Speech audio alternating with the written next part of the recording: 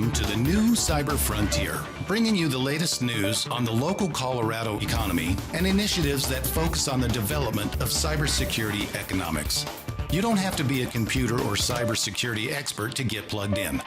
Your host, Chris Gorog, brings it straightforward, asks the tough questions, and brings the cyber world to a level of understanding for everyone. Chris is personable and opens up with our guests on the issues we all would like to see addressed. You can find us on the web at www.newcyberfrontier.com. Now join our host as he introduces the topic for today's new Cyber Frontier. And this is Abe Thompson here at the Secure Set Studios in Colorado Springs on the new Cyber Frontier. Today we have the distinct privilege of having with us Dr. Pawan Jain at the University of Wyoming, and that's double doctor among a number of other titles. But it's a pleasure to have you here, Professor Jain. Thanks. It's great to be on this show. Excellent. So, talk to me about kind of your journey professionally and kind of how you've arrived at some of the passions and things that really keep you awake at night. Well, I'll start off from my, if you don't mind, I'll go back all the way to my childhood where I grew up in India and in a very small town, and there were not many ways to get out of the town and get some education. Sure. So I used to travel quite a distance to learn about technology. And wow. I was always interested in that area. Interestingly, growing up, I don't think we ever experienced more than 6 hours of power supply. So, wow. So there will be like about 18 hours of power failure every single day. Wow. But that made us more efficient. I don't think Sure. I ever realized any drawbacks of having any limitations that I experienced using because of the power failure. Because just I would just organize my work around those 6 hours. Sure. But then that kept me thinking, like, well, there should be a better way to teach these things to remote areas. Sure. I was looking for programs to get a PhD, and I thought maybe education technology is something that might be interesting and useful for India as a whole. Yeah. And so that's why I got to Wyoming, and I got my PhD in instructional design and technology, and I took some of the information back, and I was able to implement in some of the business schools where they started offering some of the online programs. So I helped some of them to build high quality, very interactive online courses. Excellent. And then in the meantime, I was also interested in finance. So I got a second PhD because when I graduated with my first one, the market was so hot. Every college was moving towards the online offering of courses. Like that was in 2008. And so my professor from Wyoming, he moved to Memphis. And Memphis is known for like stock market research. Right. So basically, he gave me this kind of option, like, well, you work for me, and in the meantime, you can get your PhD if you want. And so I took the opportunity, and I'm glad I did. Then I got interested in the other side of technologies, implementation of technology in trading. So I did some work in understanding how high-frequency trading, which is basically trading through computers Right. without any human intervention, that is impacting the entire stock market. And so I presented some of my work at the SECs across the world, stock exchanges. Sure. They were implementing it because when I got into this area, everyone was really bullish, positive about high-frequency trading. And my research was on the negative side, like some of the limitations and some of the problems that I noticed propped up due to this new form of trading. Would you characterize that most people were pretty dramatically surprised at how much reliance there was on the sort of the automated trading? Yeah, I think, in fact, the places I presented, some of the people would just be of the same mindset, like, well, how does it matter? so I had to explain them, Sure. like, well, it's not like historically the good analogy would be the horse carriages. People used to ride these horse carriages, and the chances of accident was very slim. But now when you introduce the cars in the system and without any traffic controls, then you can think how messed up the system might be because of the speed of the highways and so forth. The accident might lead to big human losses. Yeah. So that's why we have these speed limits and we have some traffic rules. But if you take that to the trading environment without any regulation, then it's a super fast highway with no speed limits, it definitely is going to cause some accidents. The Wild West. Yeah, yeah, exactly. So we have noticed, and in my paper I highlight some of those events like flash crash, and where the market crashed 10% right away in half an hour, and within the next half hour it recovers back. It's just mind-boggling to see, and that unfortunately is a new normal with the new form of traders that have been introduced in the marketplace. So that was my story. Excellent. About how I came. And, Excellent. Let's take a quick break and we'll hear from our sponsor. Cyber Resilience Institute helps build strong cyber communities designed to prevent members from attack. Like building a neighborhood watch, it takes coordination and a sharing community to protect our identities and valuables in the virtual world. Typically, we hear that organizations know they need to do something to protect their cyber assets, but don't know where to begin. Let Cyber Resilience Institute help your community create an action plan. Cyber Resilience Institute will build your community or business marketplace so that it is designed to support a collective cyber defense. Contact them for more information at cyberresilienceinstitute.org. And this is Abe Thompson here in the SecureSet studios here in Colorado Springs on the new Cyber Frontier. Our guest is Dr. Pawan Jain, and you were just kind of highlighting the sort of the stunning potential ramifications of overemphasis or over-reliance on automated systems in the trading environment. And what we've known historically, though, is that the finance industry has kind of led the way in regulations and compliance. Are they starting to catch up, or are people just kind of turning a blind eye to maybe the risks of having such reliance right now? I think you're right on. Like on the technology aspect, I would say that they have always been on the front end of any innovation. I think the automation started in 2000 in New York Stock Exchange when entire trading was done on computers. There was no middlemen. And so forth. So they're always on this leading edge, but it was mostly driven by practitioners, not the regulators. Regulators always play this catch-up game. Like, well, now the things have happened, now we have to fix this. That's so sad. That has been my problem with my visits to these different places. When I propose any kind of potential regulation, I always feel like there's a strong push against regulation, which again, I'm not a proponent of regulation in any way. Sure. But there are things, as I said, like when the cars are driving at ultra high speed, and if you don't have a speed limit, sometimes that can lead to big crashes and human life might be lost and so forth. Sure. The same thing happens in the trading environment. If we don't have these checks and balances, we don't have these kill switches, we don't have this kind of circuit breakers. Think about negative side of the economy. When the market downturn happens, these traders are there just to make money. They're not there to protect the market from failing or anything like that. If they can't make money, they just pull instantly out of the market. And when they pull that liquidity that being supplied, which is more than 50% today. So 50% of the trading is done by these high-frequency traders. If they come outside, all of them disappears from the market instantly. That would be a big sort of crash in the catastrophic market. Falling off the cliff, rather than a step-by-step process where you have an opportunity to get out of the market. Sure. So I think that's where I sort of push for some regulation. Like we need to maybe take a step back and slow down and maybe think about the social welfare. What's the point? How is it contributing towards social welfare? Like trading at nanosecond, 1/1,000,000th of a second.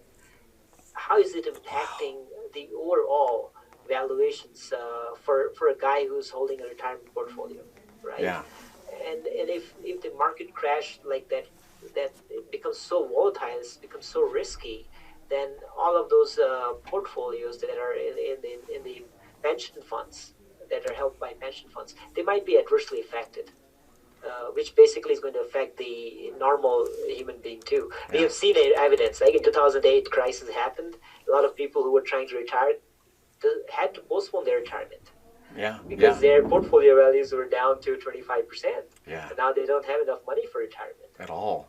And that is profound, Yeah, exactly. And that's why I think there might be a need for regulation to make sure that we are not in the situation where the unsophisticated investors who have no clue about what's happening in the marketplace should not be sort of taken advantage of by these more sophisticated machine trading.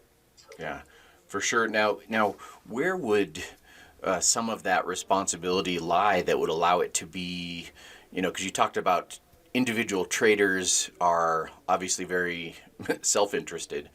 Where is there sort of a body that could appropriately execute that regulation without bias? Where would be the sort of place to start? Right. I think, again, looking at the academic research, because that would be unbiased, Right. sort of, and in fact, incorporating some of that into the rulemaking by SECs across the world, and it has to be a unified. I feel like you cannot be, like, for example, if US come up with regulation, these traders might move to Japan, Right. might move to London, and so forth. Right. So unless until, and we have a unified regulation body, like all the SECs are member of this international Securities and Exchange Commission, pretty much. And if they can come up with a unified regulation to curb this, or at least slow down, we don't want them to lose money either. Right. But at the same time, they should do it in the right way. Sure. It should not be like, well, there's a race and you have a plane and I have a car, right? That's not a fair race. Sure. So I think that's where I think if the SECs all across the world come up with some kind of unified regulation, it might be able to curb some of these activities. Now, in terms of how the various SECs are composed, what are some of the criteria that go into who gets onto that body? What would allow for some cross-pollination among the various SECs, or are they pretty disparate? They already right have now? it. Okay. They already have it right now. So across almost all of the Securities Exchange Commission are part of this IO. I think I'm forgetting the exact name, but it's International Organization for Securities Regulation. And then what they do is once a year they have a big meeting where all of them meet and try to discuss on some policies. Okay. Implementation hurdles. Now there is obviously this political barrier. Like every country is different and they have different sort of motivations. Sure. But I think some of these kind of stuff which is happening across the globe, like high-frequency trading, is impacting everywhere. Like India is like 91% of trading is done by high-frequency traders. Same thing about Japan, London Stock Exchange, and the New York Stock Exchange and NASDAQ. So the trading predominantly by these computers is increasing over the years. Sure. And hence having a unified regulation may not be as bad. Now, with your background in educational technology, have you ever gotten to a point where you've been able to build or propose training for the professionals inside the industry that would solidify the protections around automated trading? Yeah, I think that would be pretty interesting. I mean, it's an interesting take that you bring up a very good point. Is it something that we can avoid? I don't know, because the problem is so here is the issue.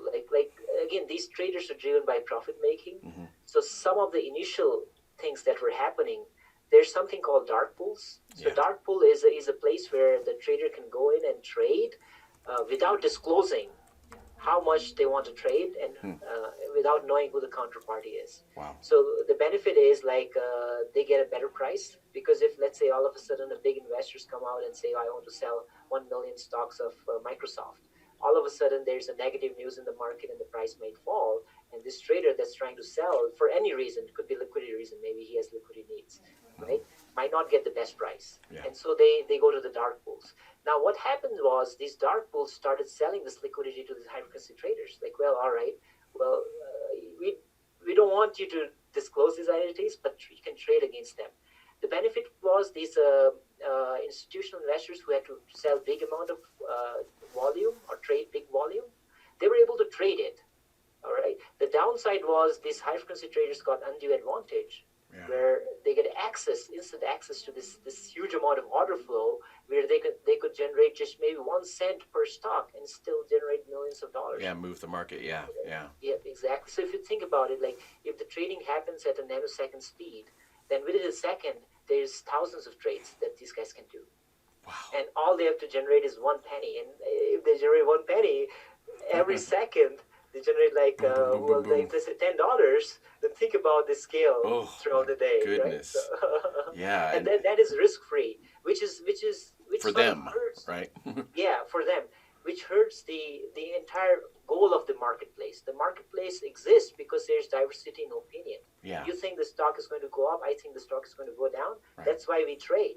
Mm-hmm. But if we all are on the same side of the market, there's no trading and the market would crash. Yeah, yeah. So the idea of SECs is to protect the fairness in the market. Sure. And there's no fairness anymore, it seems, because they get access to these order flow in advance. And what is basically the technology in place that allows for this rapid technology for those technology junkies out here? What's actually happening?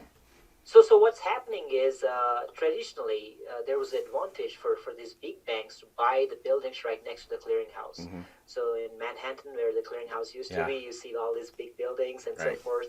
And so they were bought out. So exchanges saw this as an opportunity. Like, well, why don't we allow these traders to be in the exchange?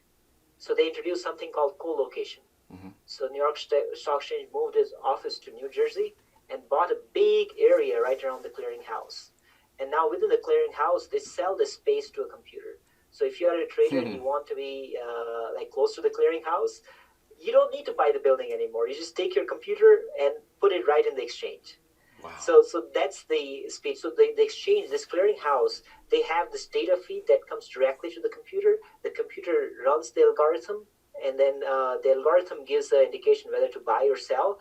Sure. And instantly it sells to the trading computer, and the trading computer executes these orders. Wow! And these data links, are they standalone, or is it still a web-based methodology? It's still cloud-based. Like everything is on cloud. So, right. So all of these data feeds are coming from it could be any news, like the company announcing earnings. Wow! Right? Yeah. And now let's say Apple comes out and says, well, we sold a record number of iPhones. Yeah. Even it took me a few seconds to say that, right? The computers are going to by the time I told this news to you, they already traded and left the market, right? Oh my goodness! Wow, this has a lot of ramifications. Let's take another quick break and go hear from our sponsors.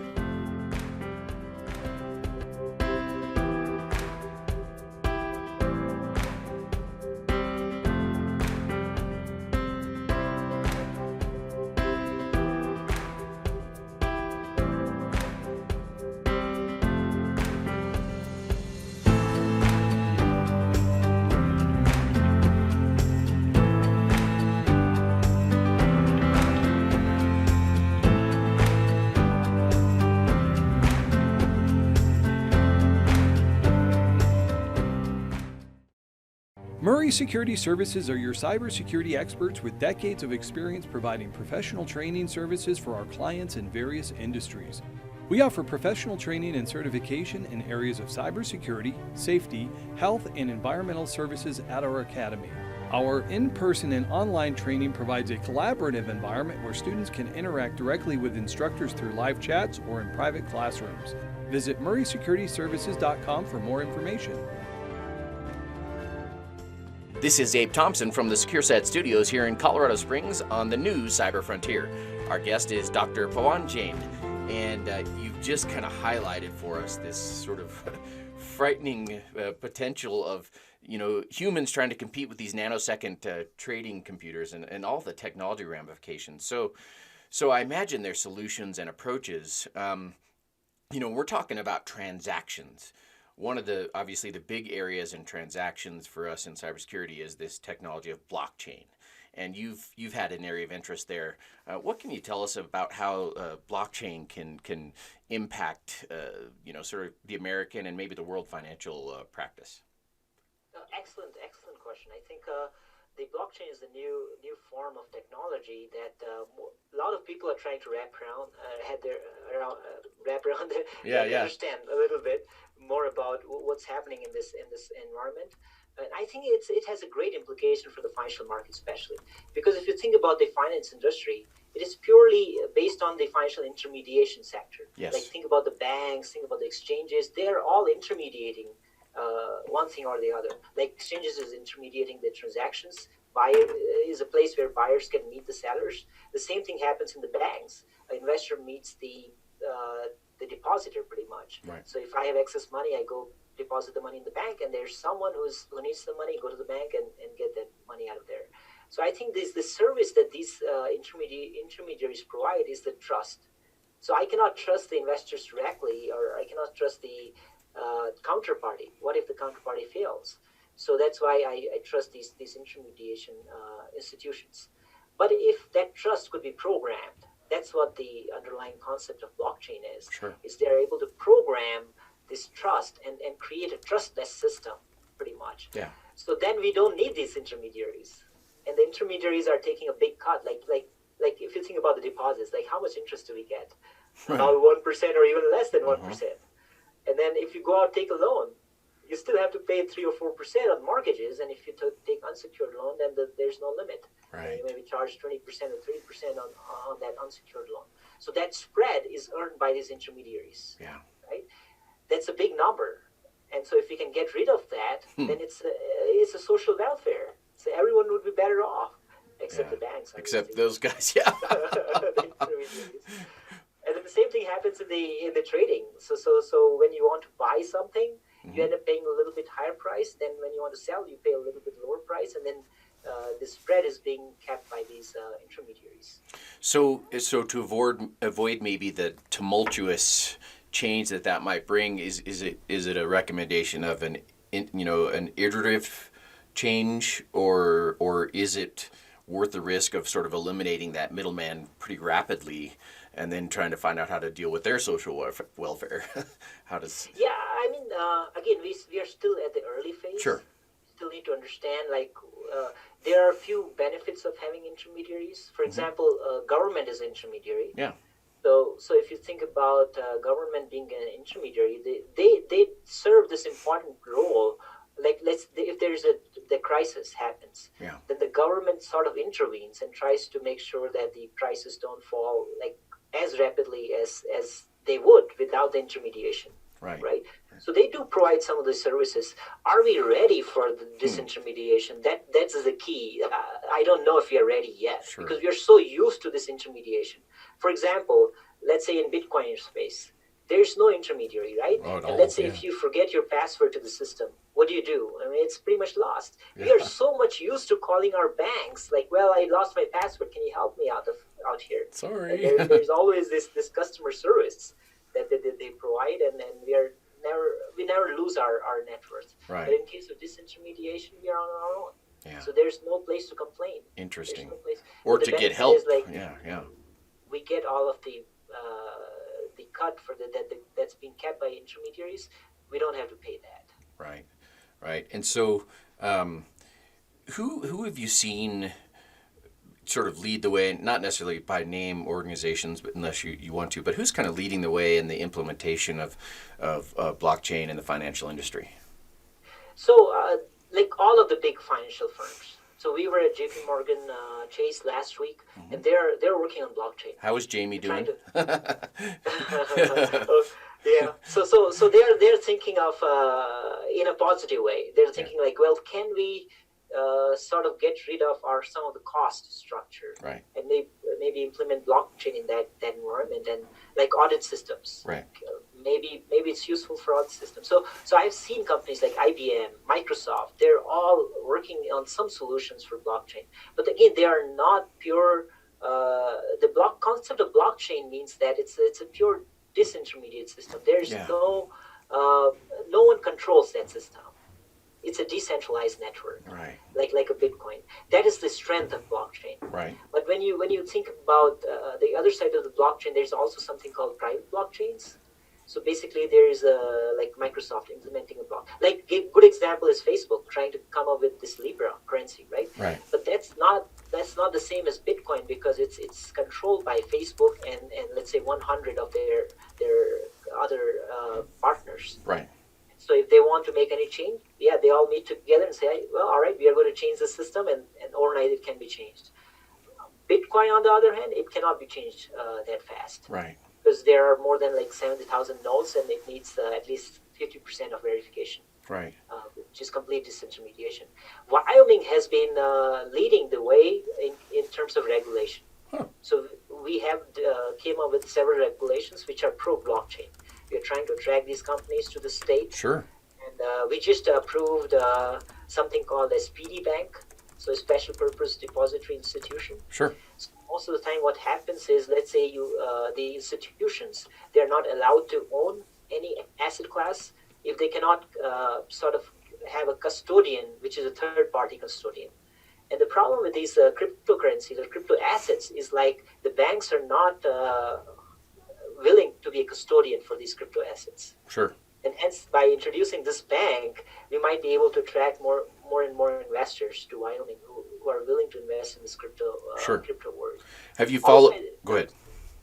No, I was just about to make one last comment. Is basically the SEC hasn't made their stand clear. They just said that they are against the securities ICOs, so basically initial coin offerings, anything that has to do with security that's being controlled by the SEC. But Wyoming went out and said, like, we are not going to do security offerings here in the state. What we are interested in is the utility tokens. Sure. So basically providing a service and so forth. How have you followed much of what Colorado's done with implementing their blockchain legislation here recently in the last couple of years? Bit, yeah. Are there significant differences? Because it sounds like what you're talking about is kind of limited right now to the financial implications, or Not is this a larger? It has a broader implication. Okay. Like there's a company that started that's called Beef Chain in Wyoming, and they're tracking like cows. Yeah. And they hope that if we can provide more information about where the beef is coming from, the customers might be willing to pay more. Excellent. Now, I don't think so. Wyoming has an advantage because we are such a small state, Very, yeah. and our legislators are very excited about this thing. So we were able to approve these legislations very quickly. Excellent. I don't think the other states would be as quick. Right. Like there have been talks in Delaware before Wyoming to put the company registrations on blockchain. They never were able to get through it. Sure. And we were able to get through it. So now if you want to start a blockchain company in Wyoming, I mean, your registration is going to be on blockchain. Yeah, my experience in Wyoming tends to be that the legislature is a lot more unified than a lot of other states, for sure. True. Yeah. Yep, exactly. Excellent. And so I think Colorado have started working on it, and most of the states are working off the model of Wyoming, like what we have implemented. Sure. But as I said, like it would be very difficult to pass those legislations at such a fast pace, quick rate. Sure. And other benefit that Wyoming has is no taxation. We don't have any taxation. Yeah. And so, we categorize these crypto assets as intangible assets. Sure. So basically, they are taxed as property, but your property is only taxed if it's tangible. Sure. So we put them as intangible. So you don't even pay property taxes in Wyoming if nice. you own those crypto assets. Yeah, that was an enjoyable part as well. Always appreciate that. Right. And so, what is next for you in terms of kind of what you see on the horizon that you'd like to address or see fixed?